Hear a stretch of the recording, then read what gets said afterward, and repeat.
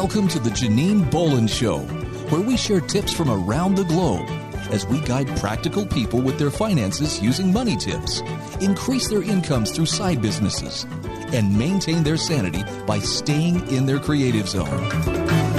Hello, Janine Bolon here, and welcome to today's show where we bring you high-quality content on saving your time, saving your money, saving your knowledge, and staying sane in this topsy-turvy world of ours. This is the Janine Bolon Show. It's a syndicated program of 4 podcast shows that were combined in October of 2021. 3-Minute Money Tips, The Thriving Solopreneur, The Writer's Hour Creative Conversations, and The Practical Mystic Show were programs that have been running since 2017. We've produced over 300 episodes, interviewed over 250 guests, and today we will be spotlighting one of our authors that is contributing to our 12th book, the 99 Authors Project. We have with us today Dr. Shellie Hipsky. She is the 53rd author we have interviewed, and she is one of those incredible authors that is a multi-book author. She is also the CEO of Inspiring Lives International, the executive director of Global Sisterhood, and the editor-in-chief of Inspiring Lives magazine. And what's incredible about this woman is she has been featured on over 55 magazine covers. That's right. Check out her Instagram if you want to see all those covers. She has been on all major television networks. She frequently writes to Forbes and serves as their expert panel for coaches. Her signature keynote can be seen on Amazon Prime called Speak Up, and she recently did a docuseries called The Making of an Entrepreneur. Now, the thing we really want to focus on, though,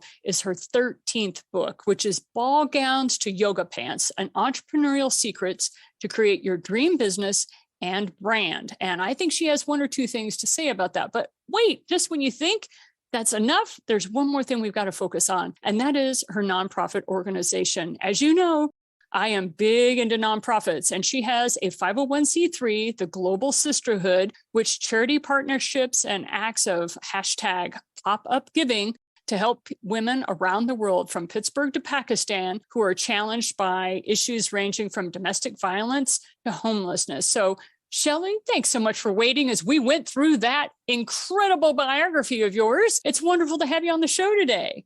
Thank you. It's a delight to be here. I appreciate the time and the energy that goes into one of these.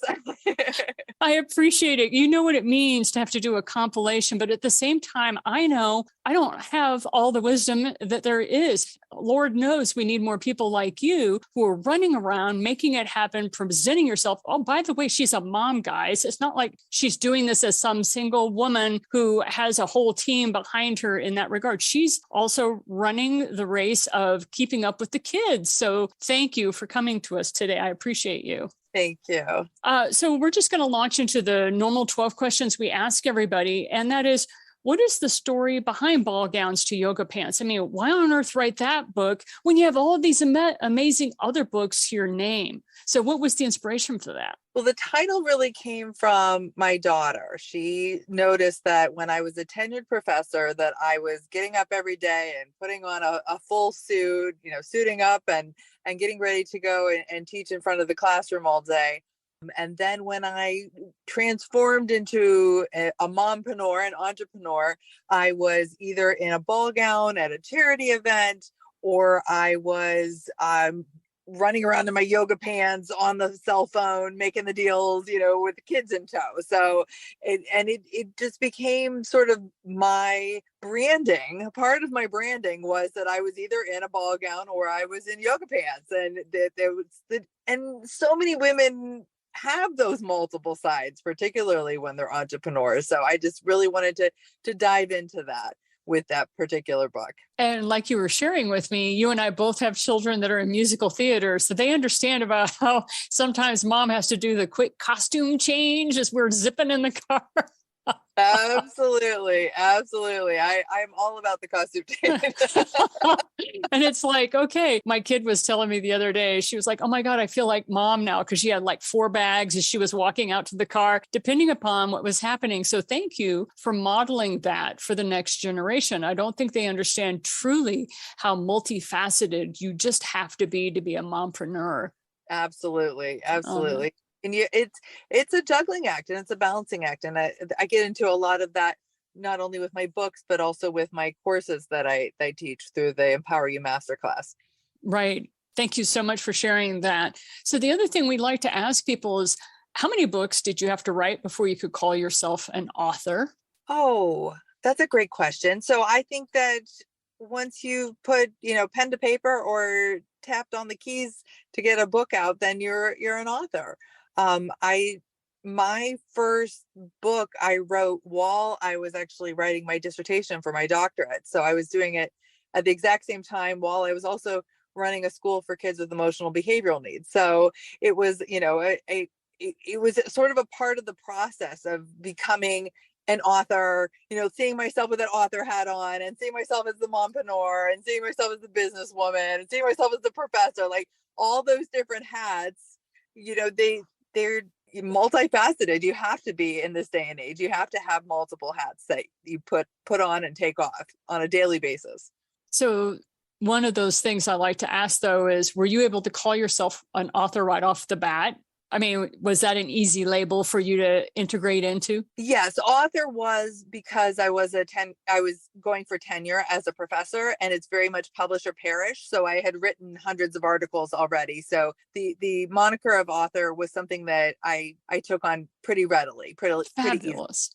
Yeah. Thank you so much. Okay. So out of curiosity then, with all this expertise that you had and everything, what would most surprise you then about the book marketing process and actually publishing a book? So I think that you have to really step into the marketer role. I think that you have to be really conscious of the promotion and the marketing and the branding. And I think in the beginning that sort of surprised me, because I think authors think that, the publisher is going to do it all. And that's not always the case, as you know. Yeah, there was a little bit of a sea change in 1999 with that aspect. Yeah. Well, we like to ask what worked best and what was an epic fail. So let's go with the positive first. What worked best for you? What was something that you did where you sold the most books? Okay, well, I have to be honest. I'm still getting royalty checks for the textbook that I wrote for Pearson Education 11 years later. So I think that having a major sales force that goes into colleges around the country and the world and sells your book, I think, hey, if you could do that, go for it. So that was the win. I mean, every time I get another check another year, I'm like, really? They're still using this? This is fantastic. I'm so happy that I'm still contributing to the education of differentiated instruction is what I taught on through that book. So that was definitely a win. So the win is, AKA, write a textbook. Well, but it's hard. Okay, so I'm going to say that was also the hardest book that I had to write, because every single chapter was proofread and audited line by line by experts around the world. Like, so there was a professor, in India that was, an expert on my topic, and he and 20 other people had to go chapter by chapter and tell me what was wrong with every chapter. So that your ego could take a hit on that. And it's a daunting task. It was a 3-year task. I birthed 2 babies and 1 book during that process with that textbook. Exactly. And that's why I always giggle when somebody says, "Oh, I don't mean to hurt your feelings," or "I didn't mean to offend you." And I'm like, sweetheart, I'm an author of 12 books. Right. I have a very thick skin. And like you, hey, I've written a textbook. There is nothing you can say. Exactly. Yeah, I hear you on that one. Well, if you don't mind sharing with us, what was a process or something that you tried and it was an epic failure when it came to selling your books? Oh, what was the process? So I think some of the pay to play type of promotional things, I think that those can get messy. I think that when you're really putting it out there and they are coming to you and saying, we want to give you this award, or we want to, do this magazine cover, we want to do this type of thing.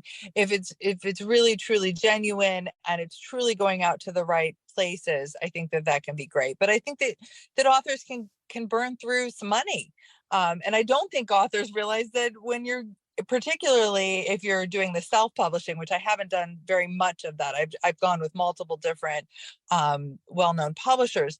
But I think that we don't realize that you have to have like capital. It's like starting a business, it's like you have to have money to make money and you have to put it out there. And so I think that a lot of people can get really burned with that. I think that they can get like jaded and there's that whole comparison thing that's out there, so everybody's got Amazon bestseller of X, Y, and Z, and those type of things. And it's so much harder to get on some of the different bestseller lists. So I think that if there was any discouragement, I don't know that there've been any epic fails in my now I'm working on my 15th book. I don't know that there's been any epic fails, but I know that there were some missteps. I would definitely say that if I would have been able to utilize those funds or time or energy for other methods, I would have done that, looking back on it. Thank you for sharing, because that's one of the things I like to talk to people about, not only in my courses, but on my radio shows and that sort of thing, is if you partner with me, I can save you 7 years and $35,000. And they just look at me aghast. And I'm like, you talk to any professional author and you will find the same story over and over, just like you were saying. And so I always say to folks, if you want some help, make sure you're going to somebody who is a multi-book author and actually can give you, oh yeah, I've made some mess ups like you were just talking about, right? It can get messy. Absolutely. You have to invest. Yes, totally agree. Okay. Well, tell us a story about you that gets the most laughs from your target audience. Oh my gosh, it gets the most laughs. Oh, I mean, if it's about me, I also have a performing side, and I've had many snafus on stage. There was a moment where I was starring in Kiss of the Spider Woman and singing and emoting in full costume with a Spider Woman dress on and a long cape and 6-inch heels and no railing on the steps. And I was emoting and singing, and you're really into this major song, and I'm belting out the song and then and just fell down the steps. And it was just silence. And somebody from the audience just said, "Oh Jesus!" And I got myself back up.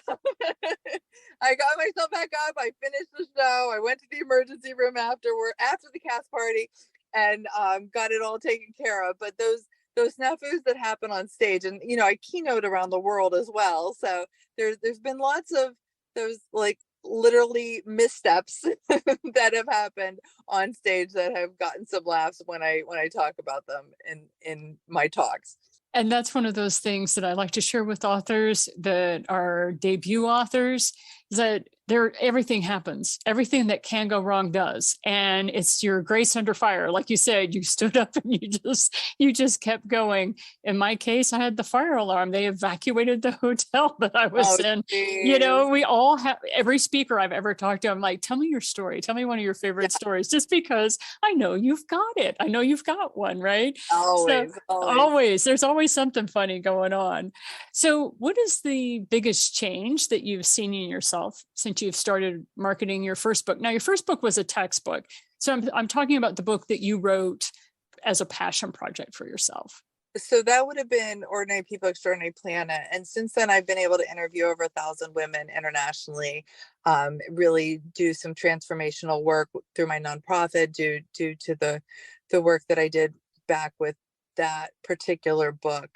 And internally, at my core, I have been transformed via the inspiration and empowerment of women around the world. I think that I've seen just my ability to help these incredible ladies has really made a profound impact on who I am at my core. Fabulous. Thank you so much for the nonprofit. Thank you very much. Yeah, as a philanthropist myself, I always am so grateful for people like you who you see a problem and you go after it, not only as a businesswoman, but also as a philanthropist, as starting a charity. That's incredible. Thank you. As we go on here to debut authors and learning from the mistakes people like you and I have made. Yes, absolutely. What are the top 5 tips that you would give a new author that's getting ready to start selling their books? Okay, so the first thing as a new author, make sure that you are having it edited to the nines, to the nth degree. I think that's hugely important. You have to make sure that is done correctly. I would make sure that you have a real, true author marketing platform in place even before you hit the ground running. Absolutely. Got to get that in place. I would make sure that you had, people that are going to hold you up sort of as a champion and an expert in whatever you're writing about. So testimonials are going to be very important for, sort of the beginning of the book. I would make sure that you have your media aligned so that you know where you're going to be able to place book excerpts, get book reviews done, those type of things. I think we're on 5. Is that correct?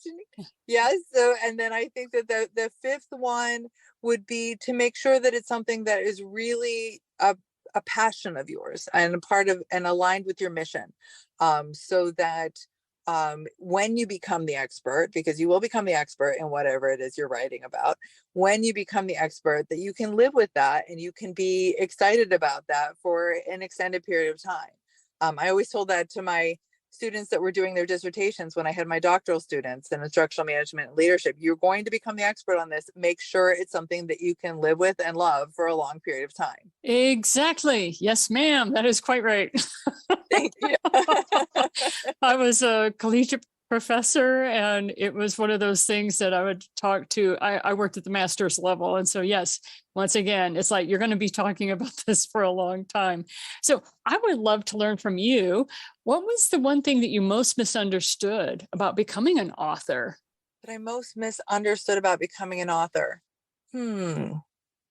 Just, I think that when it came to misunderstanding about becoming an author, I think that we just assume too much. We assume that the marketing is going to fall into place. We assume that, the media is going to come to us. We assume that the bestsellers lists are going to happen. We assume it's all these assumptions, and, you shouldn't make assumptions about things, and you should really do your research, and you should really know what you're getting into before you get into it. So I think that all about this assumptions, I think. I'm trying so hard not to laugh into the mic, but it's so true.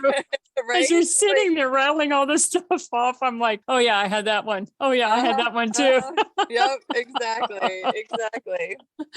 Okay. You got it. And you've already kind of touched on this a little bit, but I'd like you to go into the time machine and go back a little bit further than what you did. And that is, what is the primary thing that was the biggest reward about becoming an author? And I'm thinking about book 3 or 4 for you. Before you started doing the thousands of interviews and everything, can you think back to what was that big reward you got as an author?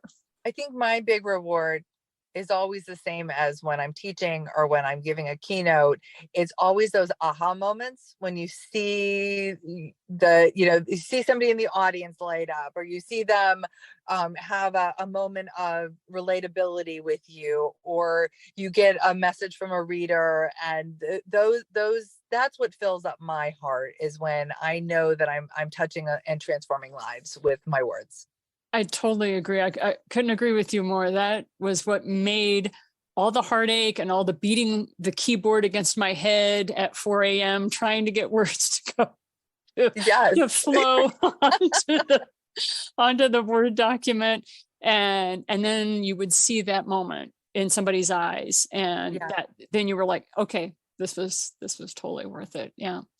Well, anything else you care to share with us about being an author? And you're an internationally well-traveled global woman these days. And anything you care to share with people who are just starting off with their books? I think really find that mentor or coach, somebody that can help lead you towards your dreams and your goals with your book and your books. Let's put it out there. I mean, the people that are listening to you are wanting to find out how to write those books, how to get those books in the hands of people.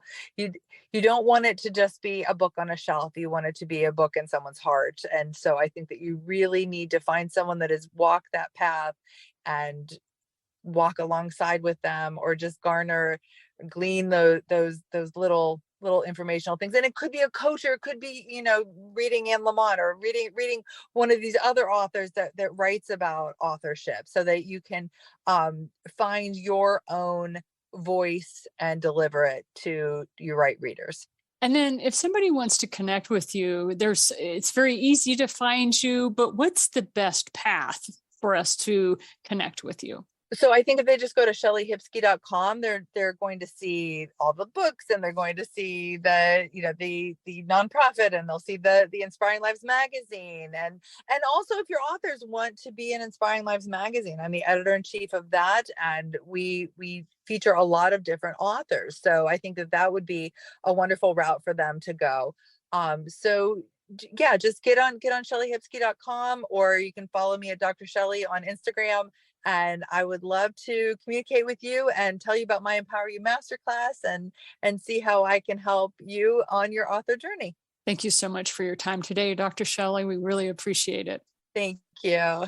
And if you are an author, or you know of an author that you would like us to spotlight, please visit our website at authorpodcasting.com, where you will find the 99 Author Project listed. We talk to all authors from all walks of life as we build out book number 12, which is advice from authors to authors, due out in 2023. And this is Janine Bolon signing off with you today, and all of us here at the 8 Gates that produces the Janine Bolon Show. We wish you a wonderful week and encourage you to get your message, your story, or your knowledge out into the world and make it a better place, just like these authors that we're interviewing this year. We'll see you again next week. And until then, keep sharing what you know with others. Keep shining that light that is you, and don't forget to go out today and do something for yourself that is just plain fun. We'll see you next week. Thank you for listening to the Janine Bolon Show. Be sure to subscribe to our show notes by going to theJanineBolonShow.com, where you'll find additional resources as well as the opportunity to sign up to receive our program in your email each week. Be sure to visit our sponsor at the8gates.com.